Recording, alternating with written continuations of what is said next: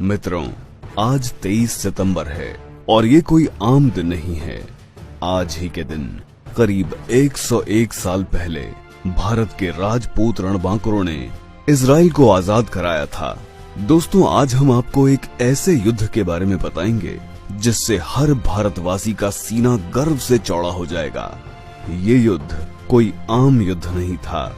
राजपूतों ने इस युद्ध में जो रणकौशल दिखाया, जो शौर्य दिखाया, जो साहस दिखाया, उसकी चर्चा विश्व भर में आज तक होती है। वो अलग बात है कि भारत में ये इतिहास गायब है, पर इस युद्ध के चर्चे आपको इजरायली और ब्रिटिश इतिहासकारों की किताबों में मिलेंगे। उन इतिहासकारों और रक्षा विशेषज्ञों ने यहाँ तक कहा है कि ऐसा युद्ध न तो आज तक हुआ और न ही कभी होगा। इस युद्ध की सबसे बड़ी बात ये थी कि ये भारत में न होकर 7 समुद्र पार हुआ था, लेकिन उस युद्ध में महागाथा भारतीय रणबांकुरों ने लिखी थी।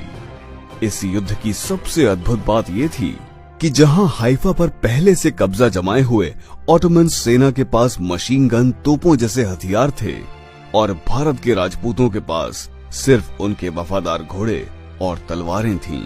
मतलब तलवारों और घोड़ों का मुकाबला सीधा मशीन गन और तोपों से था, वो भी एक अनजान जगह पर। बात प्रथम विश्व युद्ध की है, जब 7 समुद्र पार आज के इजराइल देश पर ऑटोमन सेना का कब्जा था। ऑटोमन सेना में जर्मनी, हंगरी, ऑस्ट्रिया जैसे देश शामिल थे और इस सेना ने पिछले 400 साल से इजराइल के मुख्य शहर हाइफा, जो कि समुद्र के किनारे बसा है, उस पर अधिकार किया हुआ था।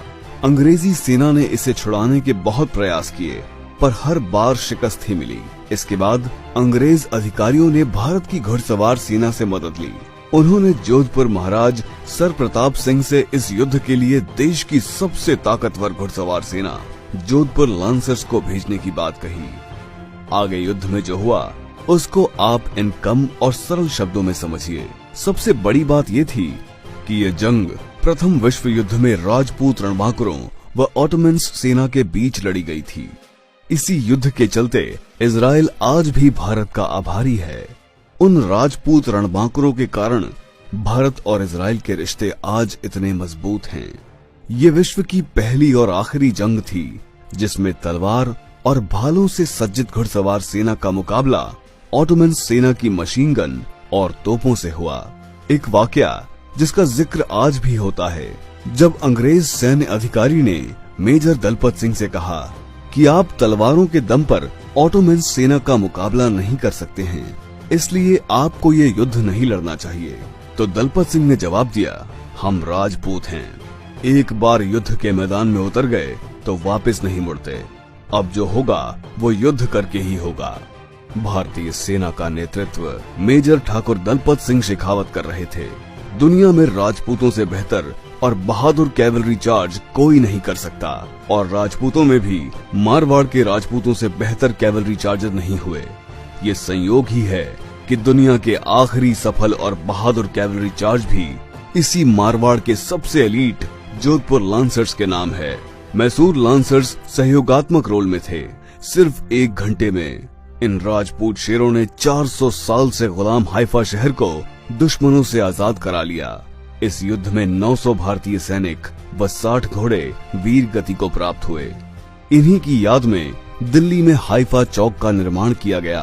भारतीय सेना ने करीब 1350 ऑटोमन सैनिक व 36 अधिकारी बंधक बनाए थे। आज भी इस युद्ध की याद में इजराइल में हाइफा डे मनाते हैं, जिसमें भारत से भी शहीदों के परिवारीजन या जोधपुर राज्य के वर्तमान महाराज गज सिंह जी श्रद्धांजलि देने जाते हैं। ब्रिटिश इतिहासकारों का कहना है कि ऐसी शौर्यपूर्ण जंग न तो पहले कभी लड़ी गई और न ही कभी लड़ी जाएगी। राजपूतों के पराक्रम ने बहादुरी का एक नया आयाम लिखा था। आज भी हम इतिहास के सबसे बड़े सूरमाओं को इस हाइफा दिवस पर शत शत नमन करते हैं। जय हिंद, जय क्षात्र धर्म, वीर भोग्य वसुंधरा।